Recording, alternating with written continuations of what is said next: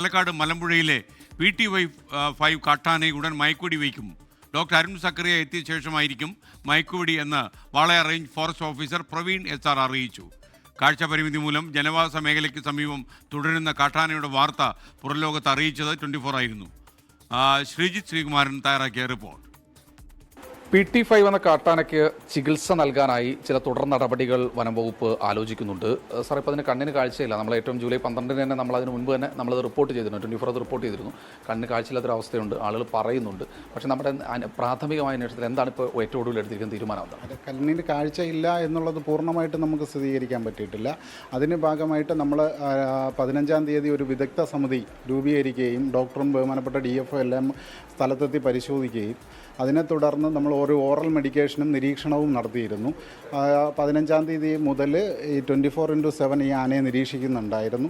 അപ്പോൾ അതിൽ നിന്ന് ഓറൽ മെഡിക്കേഷൻ നമ്മൾ ഒരാഴ്ച ചെയ്തതിന് ശേഷം വീണ്ടും നടന്ന ടെക്നിക്കൽ കമ്മിറ്റിയിൽ ഒരു ക്ലോസ് ഇൻവെസ്റ്റിഗേഷൻ വേണം. അതായത് ഇതിൻ്റെ കണ്ണിന് കാഴ്ച പരിമിതി ഉണ്ടോ, കാഴ്ച പരിമിതി ഉണ്ടെങ്കിൽ അത് എത്രത്തോളം, അല്ലെങ്കിൽ അത് സർവൈവ് ചെയ്യാൻ പറ്റുന്ന നിലയിലാണോ, അങ്ങനെയുള്ള രീതിയിൽ ഒരു ക്ലോസ് ഇൻ്റർവെൻഷൻ വേണമായിരുന്നു. അങ്ങനെ അത്തരത്തിൽ തന്നെ റിപ്പോർട്ട് കൊടുക്കുകയും ഇന്നലെ ഡോക്ടർ അരുൺ സക്കറിയ സാർ ഉൾപ്പെടുന്ന ഒരു വിദഗ്ധ സമിതിയായിട്ട് ഓൺലൈൻ മീറ്റിംഗ് ഉണ്ടാവുകയും ചെയ്തു. മയക്കുവെടി വെക്കുകയാണെങ്കിൽ തന്നെ ഈ പറയുന്നത് പോലെ കുങ്കാണികളുടെ സഹായം അടക്കം വേണ്ടി വരില്ലേ?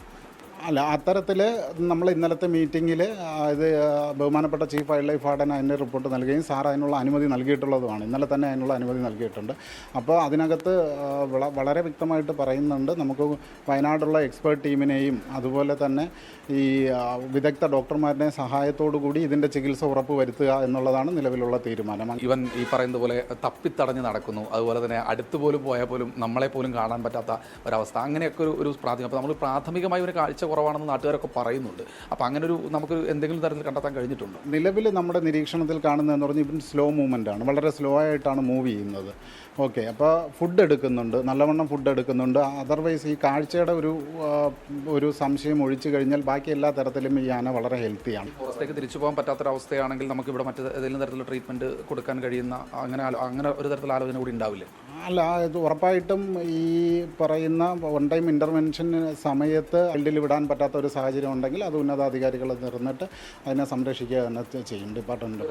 അതാണ് പ്രവീൺ RS, അദ്ദേഹമാണ് വാളയാർ റേഞ്ച് ഓഫീസർ. അദ്ദേഹത്തിന് പറയാനുള്ളത് PT5 ചികിത്സ ഉറപ്പാക്കുമെന്നാണ് വനംവകുപ്പിൻ്റെ തീരുമാനം. രാജീവ് സുദേവനൊപ്പം ശ്രീജിത്ത് ശ്രീകുമാരൻ, 24 പാലക്കാട്.